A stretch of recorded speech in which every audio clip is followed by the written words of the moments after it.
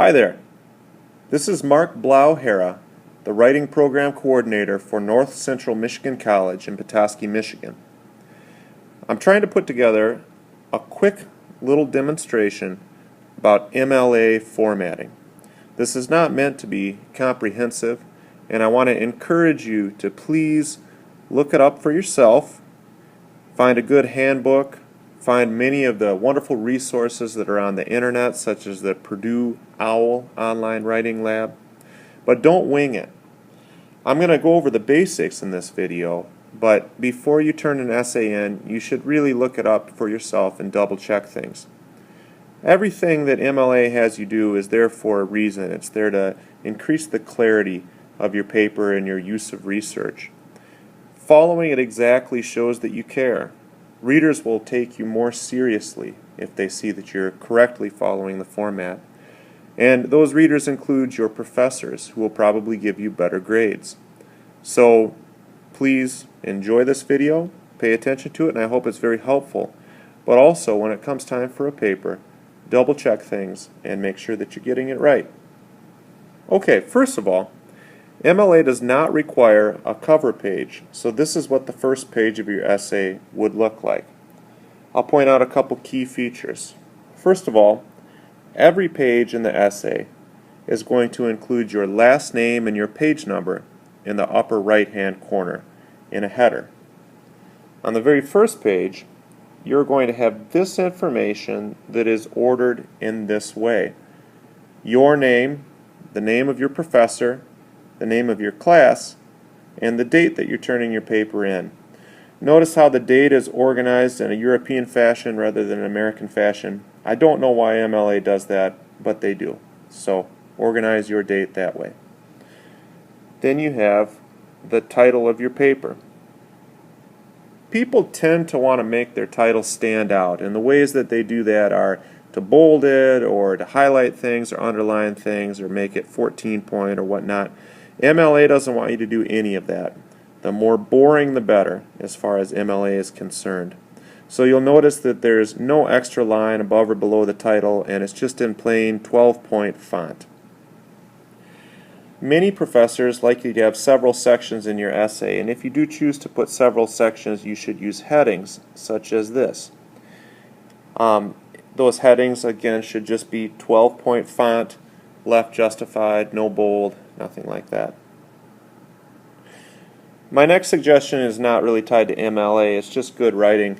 It's great to have a nice strong statement of purpose like this early on in your essay, where you say exactly what you're going to talk about. Some professors will want you to use first person, other professors won't.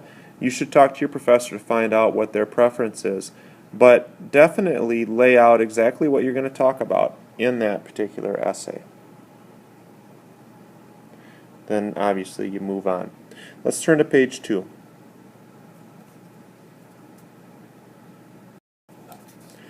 Page 2. Notice please that page numbers continue, last name still up there. If you have several sources that say essentially the same thing, you can list them all in a specific type of in-text citation, which is right here. So here I have 3 separate sources that essentially say the same thing. And the way that I handle that in MLA is to list them in alphabetical order. The first source is Brent, that's his last name. And then I put a semicolon to indicate that that source is done, and now I'm going to move on to the next source, which is co-authored by Fallon, Lahar, and Sussman. And you'll see where I put the commas and everything. I put a semicolon to indicate that that source is done, and then I move on to Fishman and Reif. And then I have the parenthesis and the period. Note that that period comes at the end of the citation outside of the parentheses, and we don't have 2 periods in that sentence or anything. A more common way that you're going to be using research is to provide a paraphrase or a direct quotation, such as I do right here. I want you to notice that when I quoted this, I didn't quote a whole complete sentence. Most of the time, it's unnecessary to quote a complete sentence. You only want some specific words or phrases out of your original source. So you integrate that grammatically into the rest of your sentence like I did right there, and then you put your quotation mark. There's no need to capitalize. Quotation mark though, bam, bam, bam, lay that quote out in the quotation, and then you provide a space, parenthesis, page number, if your source has page numbers, parenthesis, and period. You'll see that I do that again in several other spots on this page. If you do not name the source within the text, such as I do right here, Perkins and Salomon, but if you do not actually name the source in the text, then you need to name it in the parentheses. So here's an example right here. In contrast, high road transfer depends on deliberate, mindful abstraction of skill or knowledge from one context for application in another. The reader is thinking to themselves, well, where's that from? And I tell them right here. Name the source, put the page number. Note that there's no comma between the last name and the page number. The last thing I want to show you on this page is how to handle a block quote, it's called, which is where you have a significant amount of quotation, and that's right here. It's kind of freaky. MLA doesn't want you to put quotation marks around those large block quotes that generally are 5 or more lines of text, but they do want you to indent like that, and then at the very end you put the period, space, and then the parentheses with the page numbers. Again, that's different from how we handle the other in-text citations. Why does MLA do this? I don't know. I assume that they have a good reason. Now for the works cited page.